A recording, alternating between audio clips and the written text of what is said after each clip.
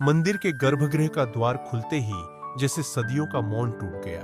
भीतर एक संकरी सीढ़ी नीचे की ओर जा रही थी और वहां से उठती ठंडी हवा ने चंद्रा के रोंगटे खड़े कर दिए। सीढ़ियों के दोनों ओर दीवारों पर बुझी हुई मशालें थीं, जिनकी लकड़ियां अब भी सलामत थीं। व्यास ने मशालों को देखकर कहा, इन्हें जलाना होगा। अंधकार में प्रवेश करने से पहले प्रकाश का साथ जरूरी है। आर्यमान ने अपनी जेब से एक चकमक पत्थर निकाला और मशालों को जलाना शुरू किया। जैसे ही पहली मशाल जली, उसका उजाला दीवारों पर बनी नक्काशियों पर पड़ा। वे चित्र जीवंत लगने लगे। देवता और दानव युद्ध करते हुए दिख रहे थे। ये चित्र किसके हैं? चंद्रा ने दीवारों को देखते हुए पूछा।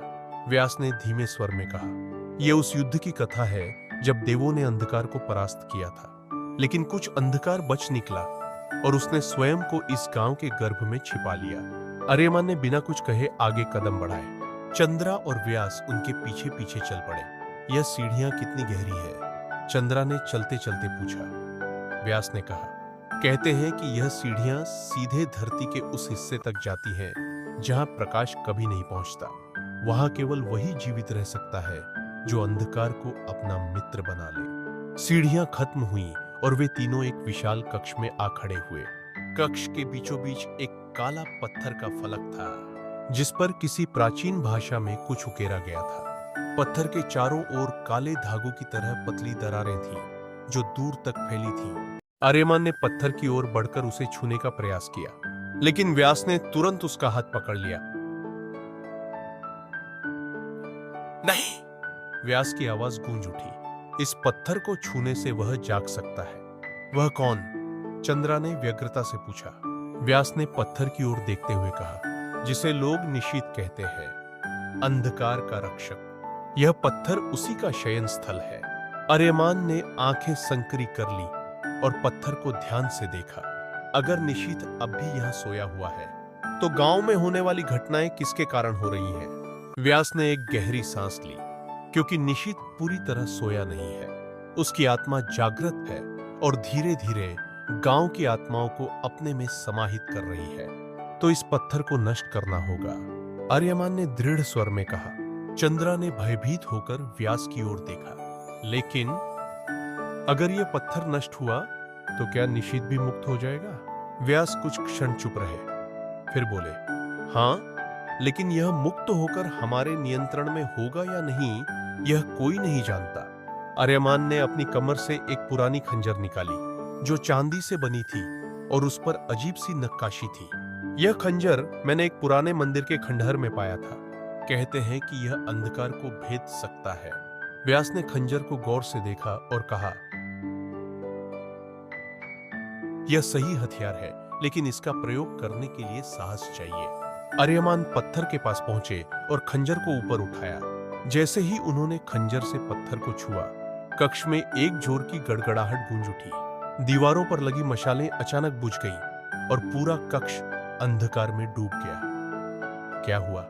चंद्रा ने कांपती आवाज में पूछा। तभी एक गहरी गूंजती हुई आवाज कक्ष में गूंज उठी,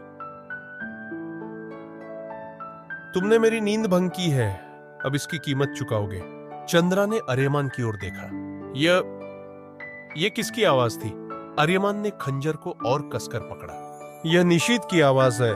कक्ष के अंधकार में एक छाया धीरे धीरे आकार लेने लगी। वह एक लंबा काला आकृतिमान था, जिसकी आंखें गहरे लाल रंग की थीं। उसके चारों ओर काले धुंध की तरह हवा मंडरा रही थी। तुम्हारी हिम्मत कैसे हुई मुझे जगाने की? निशीथ की आवाज गहरी और कठोर थी। आर्यमान ने निशीथ की आंखों में झांकते हुए कहा, तुमने इस गांव के लोगों की आत्माओं को कैद कर रखा है। मैं उन्हें मुक्त करने आया हूं। निशीथ मुस्कुराया। आत्माएं तो वही पिंजरे में जाती हैं जो स्वयं अंधकार में प्रवेश करती है। मैंने किसी को नहीं बुलाया, वे स्वयं मेरे पास आई। चंद्रा ने व्यास की ओर देखा। अब क्या करें? व्यास ने धीरे से कहा, अब केवल एक ही उपाय है। आर्यमान को निशीथ की छाया को खंजर से भेदना होगा, इससे पहले कि वह पूरी तरह जाग जाए। आर्यमान ने आगे बढ़कर खंजर को निशीथ की ओर घुमाया। निशीथ ने एक जोरदार हंसी के साथ हवा में हाथ लहराया और अचानक पूरे कक्ष में उसकी परछाइयां नृत्य करने लगी। अगर तुम्हें लगता है कि यह इतना आसान है तो तुम बहुत बड़ी भूल कर रहे हो।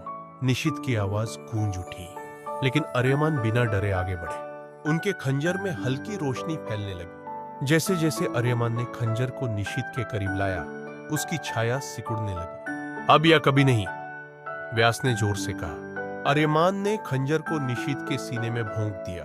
कक्ष में एक जोरदार चीख गूंज उठी और निशित की छाया फटने लगी। कुछ ही पलों में वह अंधकार गायब हो गया और कक्ष में रोशनी लौट आई। चंद्रा ने राहत की सांस ली। क्या क्या निशित खत्म हो गया? आर्यमान ने पत्थर की ओर देखा, जो अब चटक कर टुकड़ों में बिखर चुका था। नहीं, आर्यमान ने कहा, निशित पूरी तरह समाप्त नहीं हुआ। वह कहीं न कहीं अब भी मौजूद है, लेकिन अब इस गांव में उसका असर नहीं रहेगा।